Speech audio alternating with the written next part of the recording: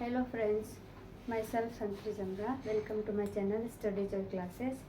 आज हम थोड़े दांतों के बारे में जानेंगे कि दांत कितने टाइप्स के होते हैं और दांतों में तार क्यों लगाए जाते हैं। मेन क्वेश्चन तो ये है, क्योंकि मुझे बहुत सारे लोग पूछते हैं और मैं हो जाती हूँ फिर परेशान, मुझे समझ नहीं आता किस किस को समझाऊँ।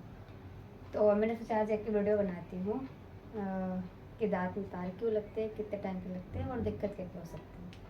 पहले बात तो दांत दो बार आते हैं। एक बार बचपन में जब हम बर्थ रहते हैं उसके कुछ टाइम बाद, और दूसरी बार जब आते हैं हम अंडर 10 के होते हैं, मतलब 7 ईयर्स, 8 ईयर, 9 ईयर, 10 ईयर।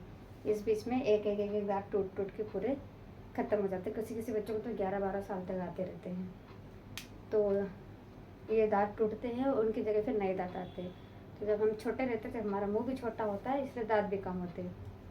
इसमें 3 प्रकार के दांत आते हैं, वो टोटल होते हैं 20 दांत। और वो टूटने के बाद फिर हमारा 32 टीथ हो जाते हैं, मतलब 32 दांत आ जाते हैं। इसलिए हम बोलते हैं 32 ही तोड़ जाएगी, तोड़ देंगे, क्योंकि 32 दांत होते हैं। उसका शॉर्टकट नाम है दांत तोड़ देंगे नहीं, 32 ही। तो ये 32 दांत, इसमें कौन कौन से दांत कितने होते हैं, बोले टाइप्स देखे। टाइप्स कितने होते हैं, एक तो होता है इंसीजर, दूसरा टाइप होता है कैनाइन, तीसरा होता है प्रीमोलर और फोर्थ होता है मोलर। तो हम जब बच्चे रहते हैं तब हमारे दांत होते हैं इंसीजर, कैनाइन और मोलर। और जब हम बड़े हो जाते हैं तब हमारे दांतों के टाइप होते हैं इंसीजर, कैनाइन, प्रीमोलर, मोलर। अब इंसीजर कितने आते हैं, 2। बचपन में भी कितने होते हैं इंसीजर, 2। कैनाइन कितना होता है, एक साइड में 1। तो ऐसे कितने होते हैं, 2 कैनाइन। इसको हम लेंगे सिर्फ 1, इसको लेंगे कितने, 2। प्री मोलर कितने होते हैं, 2। और मोलर कितने होते हैं, 3। यहाँ पे इंसीजर कितने हैं, 2। कैनाइन कितना है, 1। और मोलर कितने हैं, 2। तो इसमें प्री मोलर जो है वो एब्सेंट है, मतलब प्री मोलर नहीं है। इसलिए हमारा जो बच्चों के दांतों का जो फॉर्मूला होता है वो 2-1-0-2, यानी इंसीजर हमारे कितने हैं, 2। कैनाइन हमारा 1। प्री मोलर नहीं होते हैं, मोलर 2 होते हैं। इस तरह से हम इसको काउंट करते हैं। और बड़ों में क्या होते हैं, इंसीजर कितने होते हैं, 2। कैनाइन कितना होता है, 1। प्री मोलर 2 और मोलर कितने होते हैं, 3। सेम ऊपर भी और सेम नीचे भी। अब हमारे दांत है मिल्क टीथ, ये स्टार्ट हो जाते हैं 7 ईयर्स के बाद, टूटने चालू हो जाते हैं। अब ये इन दोनों के बीच का डिफरेंस ये है। कैसे, हमारे ये मिल्क टीथ है, ये हमारा मिल्क टीथ मान लो, ये वाला टूट गया तो ये आ गया, इसकी जगह पे सेम आया। ये दूसरा टूटा, इसकी जगह पे सेम आया। अब ये कैनाइन टूटेगा, कैनाइन की जगह पे कैनाइन आया, दूसरा कैनाइन, इसकी जगह पर भी ये आ गया। अब बची बात किसकी, मोलर और प्री मोलर की। तो ये जो मोलर है ये टूटेंगे तो इनकी जगह पर कौन आएगा, ये प्री मोलर आएंगे।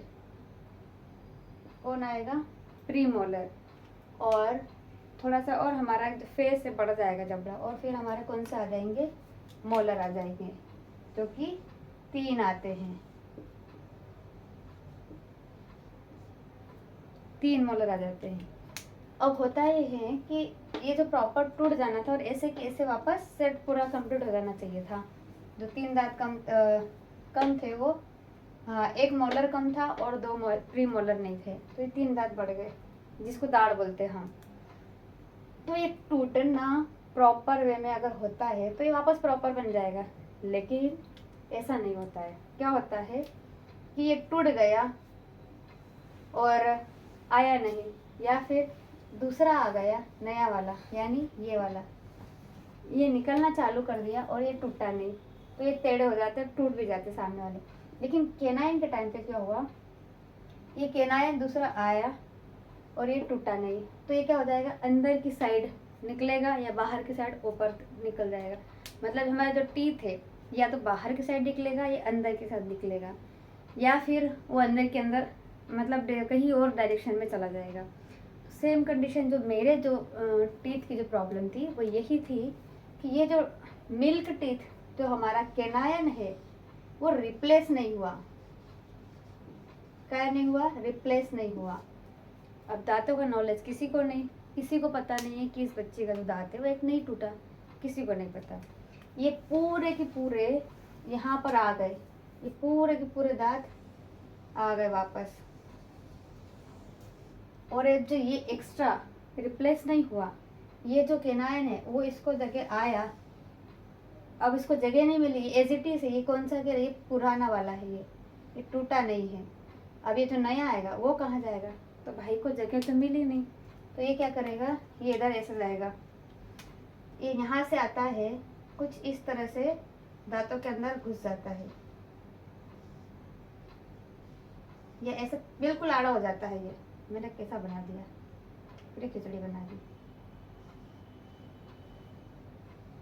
ये एक दांत नहीं, 3 दांतों के रूट में, अब इनकी रूट होती है, ये ऐसे बहुत अंदर धसे हुए थे, ये मसल्स होती है बहुत, मतलब हमारी बोन्स होती है, बोन्स के अंदर है पूरा जबड़ा होता है, मांसपेशियाँ होती है, उसके अंदर इसकी रूट्स होती है, बहुत लंबी रूट होती है। जितना लंबा दांत इधर नहीं होता है इतनी लंबी इसकी रूट होती है, इस टाइप से। ये तो ये जो रूट है इसकी रूट ये है, इसकी रूट ये है और इसकी रूट ये है। अब इसकी रूटों में कौन आ गया? नया वाला केनायन। अब जब मैं दांतों की क्लीनिंग करवाने गई, यानी थोड़े येलोस हो रहे थे या वाइट जो जम जाता है नीचे, वो अच्छे से बचपन में ब्रश नहीं करते बच्चे, तो क्या होता है कि वाइट हो जाते हैं थोड़े से येलोस। तो जो बायो जब पढ़ते हैं तो उस टाइम पे दांतों के बारे में ज़्यादा अच्छे से एक्सप्लेन करते हैं सर टीचर, तो बोलते हैं कि जिन बच्चों के दांत थोड़े भी येलो है या ऐसा लगता है कि ख़राब हो रहे हैं, तो आप लोग ट्रीटमेंट एक बार डॉक्टर को जाके जरूर दिखाएं। दांतों में प्रॉब्लम क्यों होती है? दांतों में प्रॉब्लम इसलिए होती है, या तो कैल्शियम की कमी हो सकती है, या फिर कुछ और प्रॉब्लम हो सकती है, इन्फेक्शन हो सकता है, या थोड़ी सी मतलब खाने पीने मीठा ज़्यादा खा लेते बच्चे तो दांत खराब हो जाते हैं, तो दिखाना ज़रूरी होता है। तो मैं इसको लाइफ में मैंने शायद 11th में या ऐसा कुछ दिखाया था, तब मुझे डॉक्टर ने बोला था, नहीं उनने क्लीनिंग तो कर दिया था, क्लीनिंग करने के बाद उन्होंने बोला कि बेटा आपका एक मिल्क टूथ जो है आपका वो टूटा नहीं है, ये बचा हुआ है, इसको निकालना जरूरी है। तो मैंने क्या बोला कि इसके लिए तार लगाना पड़ेगा। बोले हाँ इसके लिए। मैंने बोला कि ये जो एक दांत है मेरा ये टेढ़ा क्यों है? तो उन्होंने बोला ये एक दांत टेढ़ा इसलिए है क्योंकि जो मिल्क टीथ केनायन टूटना था वो टूटा नहीं, और जो नया केनायन था वो इनकी जड़ों में चला गया। अब इनकी जड़ों में चला गया तो इनकी जड़ों को उन्होंने क्या कर दिया? दबा दिया। तो ऐसा सीधा होना चाहिए, मान लो ये टीथ है सीधा होना चाहिए, इसकी जड़ों को अगर अपन दबा देते तो ये कुछ इस तरह का एंगल देता है बाहर की तरफ, तो मेरा एक दांत बाहर की तरफ था। तो उन्होंने बोला आपका मिल्क टीथ नहीं टूटा है, इस वजह से इसको प्रॉपर उसको जगह नहीं मिली, और जगह नहीं मिली तो जैसे उसको जगह मिली वैसा ही हो गया। इसलिए या तो आप इस मिल्क टीथ को निकाल के, इस वाले को निकाल के इसको सही करें, क्योंकि इसकी जड़ें तो यहाँ पर हो गई है कुछ इस तरह से, वो तिरछा हो गया। तो मुझे समझ नहीं आया, मैंने बोला मेरे को नहीं करवाना है, मैं वापस आ गई। लेकिन जब मैं शायद वापस 2-3 इयर्स के बाद जब कॉलेज चल रहा था, तब मैंने रात में रैंडम देखा कि जो हमारा जो न्यू केनायन जो है वो ऊपर की तरफ निकल रहा, यानी दांतों के ऊपर की तरफ, ऐसा मतलब आड़ा। तो मेरे को समझ में आ गया कि ये बाहर निकलेगा, अभी अंदर नहीं रह सकता ज़्यादा टाइम तक। तो मैंने क्या करा, हैंड टू हैंड, वहाँ मेरे को पता तो था इसे, इसको मिल्क टीथ को निकालना ज़रूरी है। तो मैं वहीं की वहीं गई, रात के 8 बजे मैंने बोल दिया मिल्क टीथ को निकाल दो। डॉक्टर ने बोला जो क्लिनिक था छोटा सा दांत का, उनने बोला ठीक है 250 रुपये लगेंगे। उनने एक्सरे करा और हैंड टू हैंड निकाल दिया। फिर वापस गई हॉस्पिटल, फिर उनको मैंने बोला कि मैंने मिल्क टीथ निकाल दिया, सर अब क्या? फिर उन्होंने बोला कि या तो ये जो पूरा नया केनायन है आड़ा पड़ा हुआ है, या तो इसको अपन तार लगा के इधर वापस, इसको अब मैंने निकाल दिया, ये खाली हो गई जगह, अब इसको जगह मिल गई। तो ये जो आड़ा हो रहा था अब ये सब मिटा देती हूँ मैं, अब ये जगह मिल गई यहाँ पे। तो ये जो आड़ा था ये हमारा टीथ आड़ा था, इसको अब इधर आना चाहिए था, और वो आ नहीं सकता क्योंकि वो क्या हो रहा है, ये कुछ इस तरह से पूरा तिरछा हो रखा है। इसकी रूट भी इधर है, डायरेक्शन भी इधर है, जगह यहाँ खाली है। अब वो आएगा नहीं आसानी से। तो उनने बोला आप तार लगा के सर्जरी करके इसके ऊपर वो लगाएंगे, ब्रेसलेट्स लगा के, फिर इसको इधर खींचने की कोशिश करेंगे और रूट इसकी थोड़ी इधर करने की कोशिश करेंगे। इतना कॉम्प्लिकेटेड है, आपको बहुत पेशेंस रखना पड़ेगा। अगर आप चाहो तो लगाए, अदरवाइज इसको हम पूरी तरह से निकाल के यहाँ पर नकली लगा दे। तो मैंने बोला जब असली दांत अंदर है तो मैं नकली क्यों लगाऊँ, टाइम लगेगा। आई एग्री विथ यू कि ठीक है आप लगा दो तार, जितना भी टाइम लगेगा। उन्होंने बोला हेल्थ डाउन होगी। मैंने बोला कोई बात नहीं, टाइम है मेरे पास, क्योंकि अभी मेरी कॉलेज चल रही है। तीसरी बात कि पेशेंस रखना पड़ेगा। मैंने बोला आई एग्री, मैंने पेशेंस भी है। अब यहाँ पूरे दांतों में तार लग गए, ऊपर भी नीचे भी, इसमें भी लगाया, इसको सर्जरी किया, ये नहीं दिखा, बड़ी मुश्किल से इसको खींचा यहाँ पे, तो ये जड़ें ऑटोमेटिक थोड़ी पीछे खसकने लग गई और इसका डायरेक्शन कुछ इस तरह हुआ, थोड़ा सा तिरछा हुआ, ठीक है। फिर थोड़ा सा तिरछा हुआ, फिर कंटिन्यूसली चलता रहा ट्रीटमेंट, हर मंथ जाना पड़ता था चेकअप के लिए। फिर थोड़ा सा ये दिखने लगा, इसके जो ब्रेसल्स यहाँ लगे थे, चमड़ी के बाहर दिखते ही नहीं था, मुझे दिखने लगा। मैंने बोला ये लोहा दिख रहा है अंदर, मैंने ब्रेसल्स के इतने अंदर चमड़ी के अंदर लगे हुए थे। जब मैं दांत साफ करती थी तो ब्रेसल्स धीरे धीरे स्किन के बाहर आए, स्किन ऑटोमेटिक वहाँ से हटती गई, मतलब इसके ऊपर से स्किन हटती गई, मतलब ये थोड़े थोड़े ये इतना आने लग गया, फिर ये इतना आया, उसके बाद फिर ये इतना आ गया, दांतों के बराबर तो आ गया, लेकिन इसकी रूट कुछ इस तरह अभी भी थी। डॉक्टर बोला कि अभी भी इसकी रूट टेढ़ी है, इसको सीधा करना ज़रूरी है। अब उन्होंने बोला इसके अगर ये सीधी हो जाएगी उसके बाद फिर आपके जो तार है वो निकाल दी जाएंगे।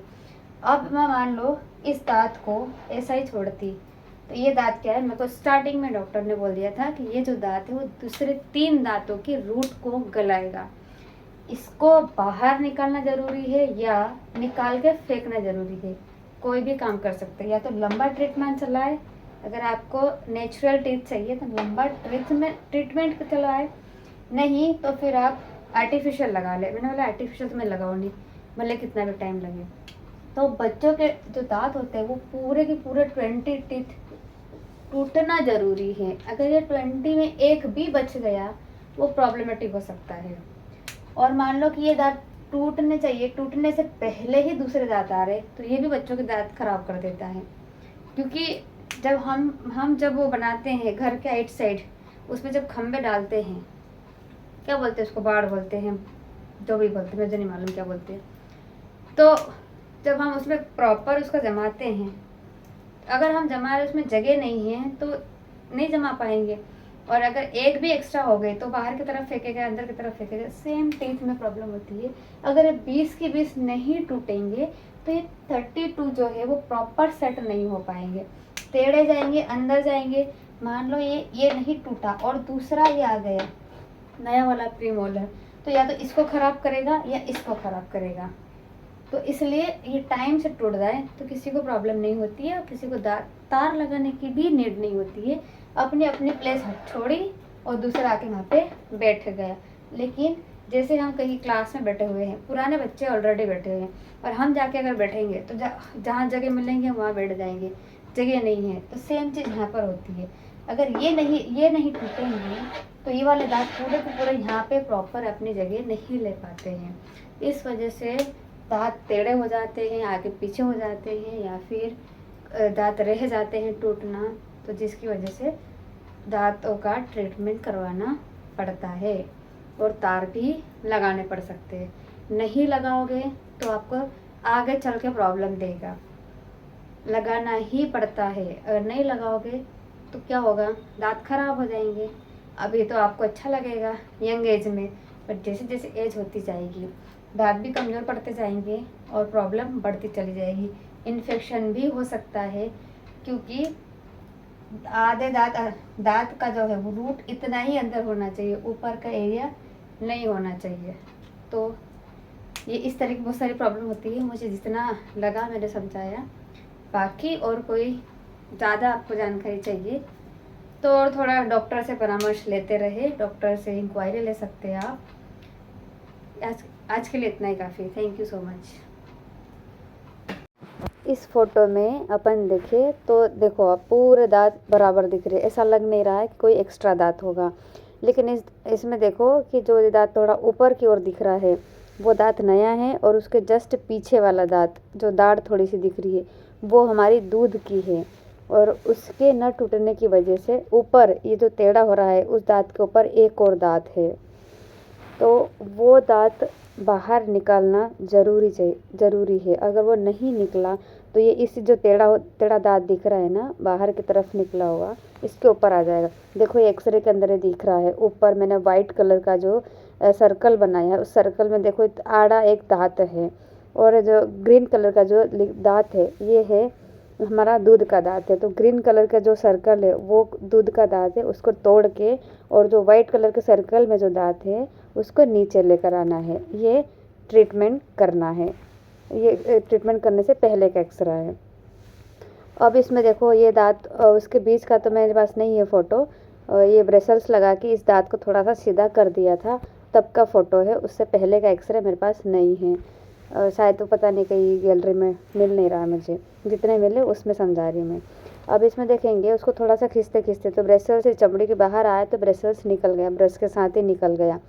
तो फिर वापस उनने दूसरा ब्रेसल्स लगाने के लिए उसको फिर वापस उस चमड़ी को थोड़ा और साफ़ किया, और अब इसके ऊपर ब्रेसल्स लगा के फिर उसको नीचे से देखो ये तार बंधा हुआ है, ब्रेसल्स के साथ तार भी लटका हुआ है, वो तार इस तार बांध के नीचे वाली तार से अटैच करते थे ताकि जल्दी उसको नीचे की ओर खींचे, तो ये दांत थोड़ा जल्दी सीधा हो जाए। उस बिल्कुल उसके जड़ों में जा रहा है, उसको टकरा रहा है, मतलब उसको घसीटते हुए नीचे आएगा, तो उसको थोड़ा सा ऐसा तिरछा खींचा ताकि वो इजीली आ जाए।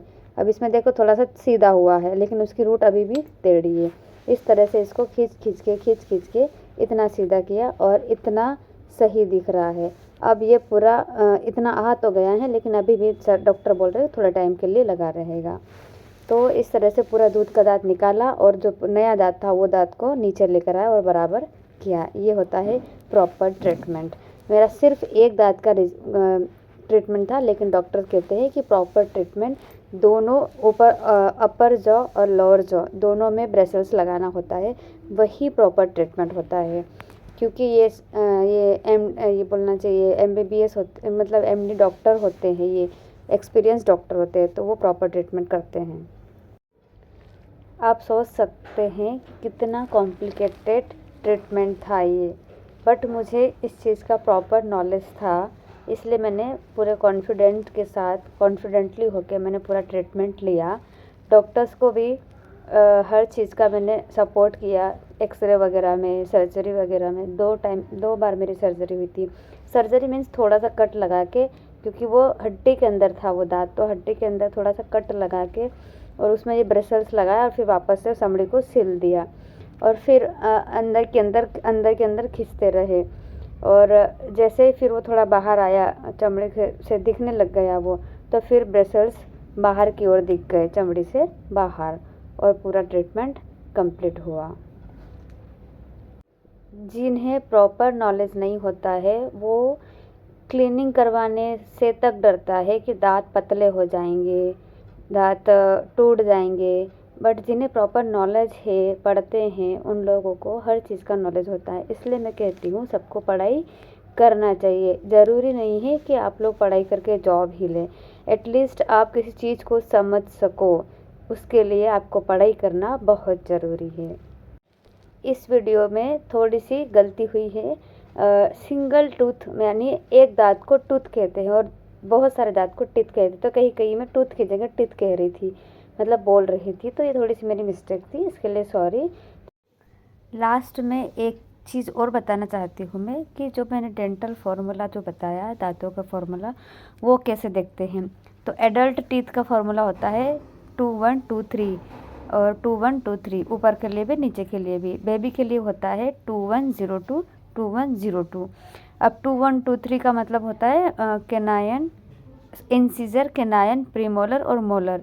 और बेबी वाले में 2 1 2 3 मतलब इंसीजर, केनायन, प्रीमोलर नहीं होता है और मोलर 2 होते हैं। अब इसको काउंट कैसे करेंगे, तो इनको जोड़ लेते हैं हम, जैसे 2 1 2 3 को जोड़ेंगे, तो 2 1 2 3 को कैसे जोड़ेंगे, 2 + 1 + 2 + 3 कितने हो गए 8। अब हमारे 4 भाग होते हैं, ऊपर के 2 भाग आधे आधे करेंगे तो नीचे के भी 2, तो 4 भाग होते हैं, तो 4 भाग का गुणा कर देंगे। 8 हमारे 8 दांत होते हैं एक साइड, तो 8 गुणित 4 8 × 4 32 हो जाएगा। सेम बेबी टीथ के फॉर्मूले में भी 2 + 1 + 0 + 2 ये हो जाएंगे 5 टीथ। वन पार्ट में 5 टीथ हो जाएंगे।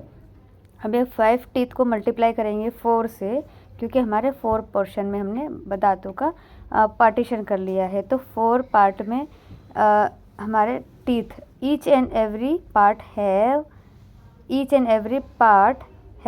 5 टीथ। 5 × 4 = 20। तो बेबी टीथ कितने होते हैं 20 और एडल्ट टीथ कितने होते हैं 32। इसमें कोई भी मिस्टेक हो गई हो तो I am sorry, but I am recording with the help of my earbuds. That's why I am confusing sometimes, but it's really sorry for that. And thank you so much for watching my video. I hope कि कुछ थोड़ा बहुत भी आप लोगों को समझ में आया हो। कोशिश तो पूरी करी है समझाने की, बट हो भी सकता है मिस्टेक हो, उसके लिए मैं सॉरी बोलना चाहूँगी। और मेरा वीडियो देखने के लिए थैंक यू। और कुछ भी अगर ऐसा लगता है कि कुछ कन्फ्यूज़न है तो आप कमेंट में आप अपना क्वेश्चंस अराइज कर सकते हैं। Thank you.